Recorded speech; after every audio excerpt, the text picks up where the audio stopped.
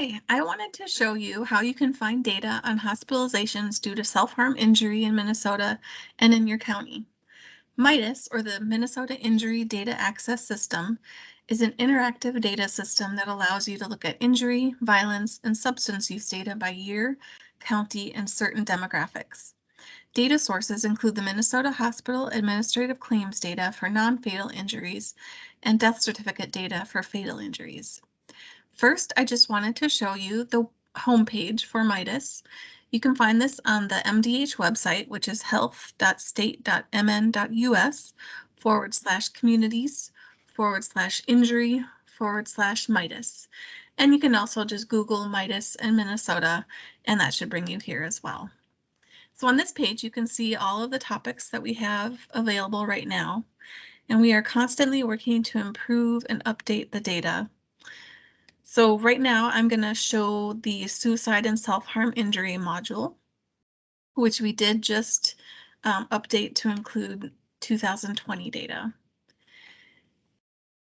If you'd like to learn more about how self-harm injuries are defined and the statistics used in this dashboard, you can click on this question mark icon.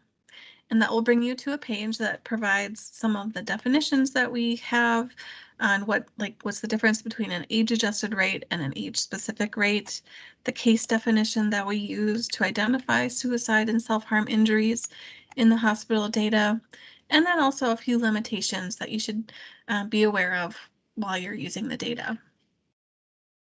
And if you click on this link here, that'll bring you to the same place to learn more about the data.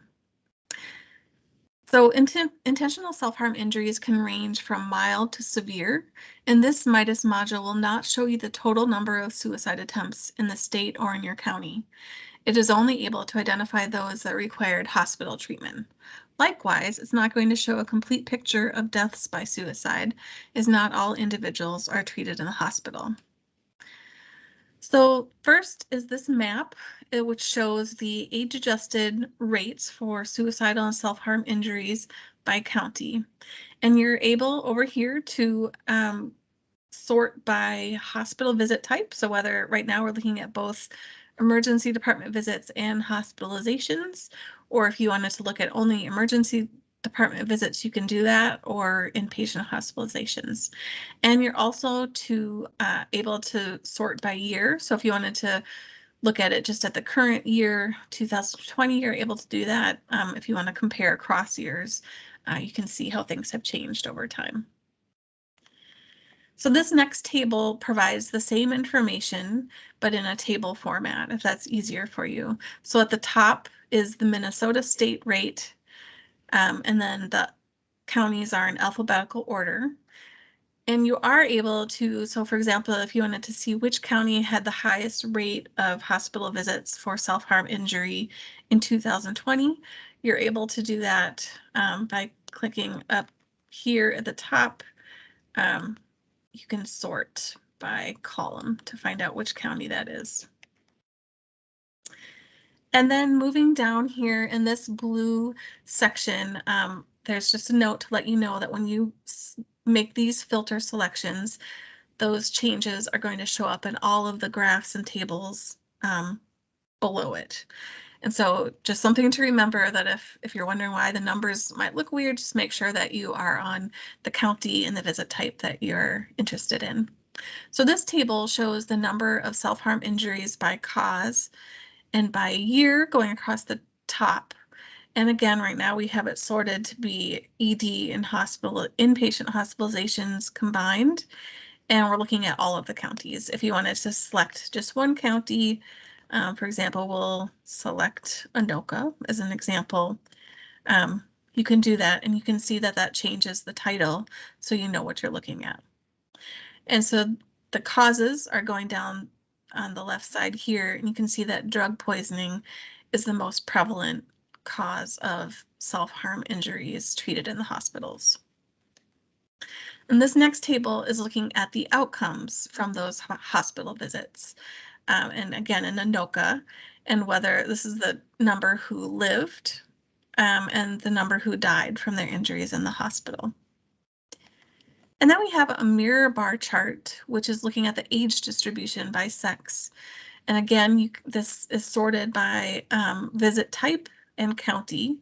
And you're also able to add a selection by year. And on the left side in green are males. And so if you hover over that, you're able to see the exact count within that age group and sex. And on the right side are females. And finally, this line graph is a little bit different than the graphs above. This is the number of hospital visits that do not have a self-harm diagnosis, so they are not in these graphs above, but in the medical chart, suicidal ideation was noted. And so again, it's sorted by hospital visit type and county, and you can look at it by year. And if you hover along the line, you can see the exact numbers. So again, these data do have some limitations, some of which we talked about earlier.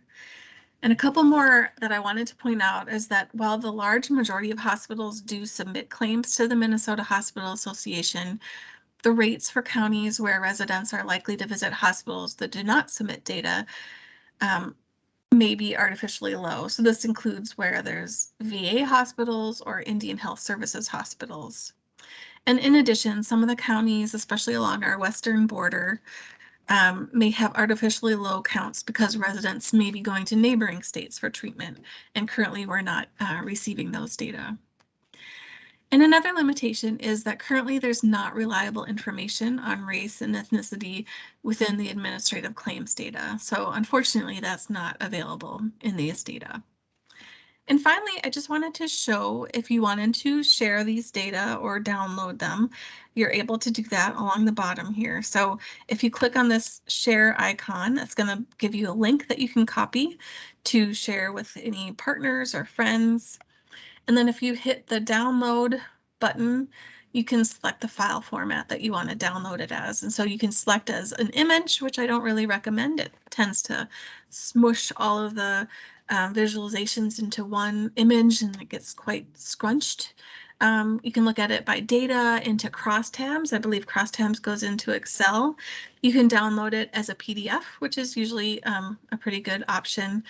And then also PowerPoint. And I just want to point out that if you do that, you might want to do it by a specific sheet and do it that way, just to make sure it gets each graph on a separate slide. So I hope this has been helpful.